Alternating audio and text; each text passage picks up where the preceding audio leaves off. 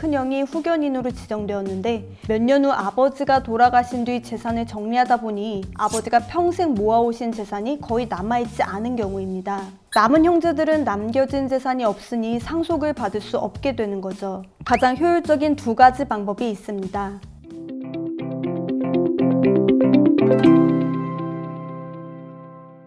안녕하세요. 상속 전문 변호사 유지은입니다. 후견제도는 장애, 질병, 노령 등 다양한 이유로 사무 처리 능력이 부족한 사람들에게 법원의 결정에 따라 선임된 후견인이 재산관리나 일상생활 전반에 걸쳐 보호와 지원을 제공하는 제도입니다. 이 제도는 사회적 약자를 보호하는 데 의의를 두고 있지만 아쉽게도 이를 악용하는 사례를 종종 찾아볼 수 있는데요. 대표적인 예로 부모님을 돌보기 위해 후견인이 된 자녀가 오히려 부모님의 재산을 빼돌리는 경우를 생각해 볼 수 있습니다. 오늘은 이에 대해 대처하는 방법부터 사전의 문제를 방지하는 방법까지 전반적인 내용에 대해 알려드리는 시간을 갖도록 하겠습니다.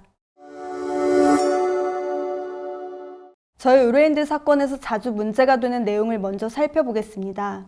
아버지가 치매로 성년 후견이 개시되면서 그동안 부모님과 함께 거주하던 큰형이 후견인으로 지정되었는데 몇 년 후 아버지가 돌아가신 뒤 재산을 정리하다 보니 아버지가 평생 모아오신 재산이 거의 남아있지 않은 경우입니다. 남은 형제들은 남겨진 재산이 없으니 상속을 받을 수 없게 되는 거죠. 이런 일이 자주 발생하게 되는 이유를 알기 위해서는 먼저 후견제도의 기본 원리에 대해 이해하실 필요가 있습니다. 후견인은 피후견인의 신상보호뿐만 아니라 재산 역시 관리할 수 있는 권한을 갖게 되는데요. 따라서 후견인이 된 자녀는 피후견인인 부모님의 건강을 위해 그리고 생활을 지원하기 위해 부모님의 재산을 소비할 수 있는 권한을 갖게 됩니다. 물론 이처럼 재산을 소비할 때는 피후견인을 위해서만 사용해야 하기 때문에 이를 감독하기 위한 몇 가지 보호 절차가 있습니다. 세 가지만 말씀드리자면 후견인은 매년 재산을 어떻게 관리했는지 보고서를 작성해 보고해야 하고 부동산의 매각 등과 같이 중대한 행위의 경우 법원의 허가를 받게 되어 있어 후견인이 임의로 처분하는 것을 방지하고 있으며 법원에서 지정한 후견감독인이 후견인의 행위를 감독하는 절차들이 마련되어 있습니다. 얼핏 보면 잘 관리되고 있는 듯 보이지만 실무에 있어 허점이 많은 것도 사실인데요.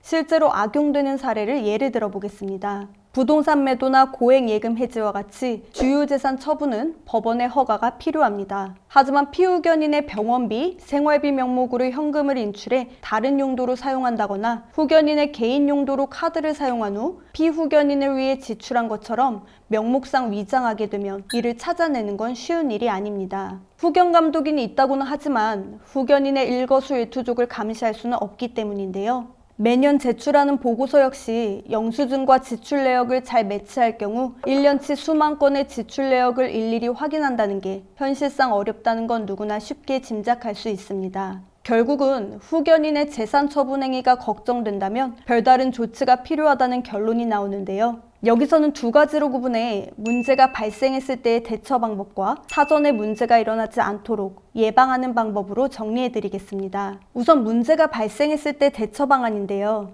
첫 번째로 후견인의 소비 행위가 의심스럽거나 횡령의 정황이 보일 경우 피후견인의 예비 상속인들은 법원에 필요한 처분 명령을 내려달라고 요구할 수 있습니다. 청구가 합당하다고 판단되면 법원은 후견인에게 상세한 회계보고를 명하거나 피후견인의 재산 조사를 실시할 수 있기 때문에 문제가 더 커지기 전에 손해를 최소화할 수 있습니다. 조사를 통해 재산 유용이나 관리 부실, 신상보호 미흡 등이 인정되면 법원은 직권으로 후견인을 해임 및 변경할 수도 있습니다.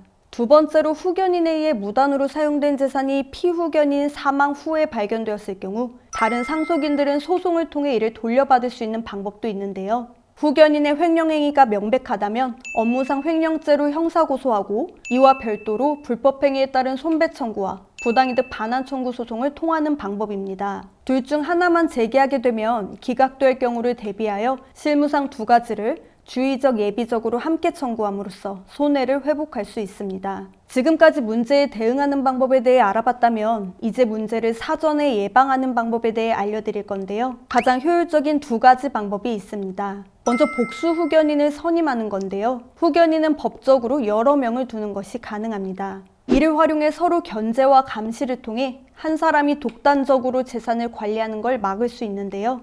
또한 상속인 중 한 명이 재산을 유용할까봐 염려된다면 변호사, 법무사 등 법원에서 추천하는 전문가를 후견인으로 선임하거나 신상보호에 대해서는 상속인 중 한 명을, 재산관리에 대해서는 법원에서 추천하는 전문가 후견인을 선임하는 방식으로 후견인을 정하는 것도 가능합니다. 두 번째로 후견 개시 단계에서 후견인의 권한 자체를 제한하는 방법인데요. 후견을 개시할 때 예를 들어 피후견인 명의의 계좌에서 매달 500만 원을 초과하여 인출하거나 계좌이체 시 법원의 허가를 필요로 한다와 같이 후견인의 법정 대리권의 범위를 제한할 수 있습니다. 후견인의 권한 범위는 피후견인의 재산 상황이나 생활 형태에 따라 다양하게 정할 수 있기 때문에 사전에 면밀히 검토해 세부적인 안전장치를 마련하는 것을 고려해 보시기를 바랍니다.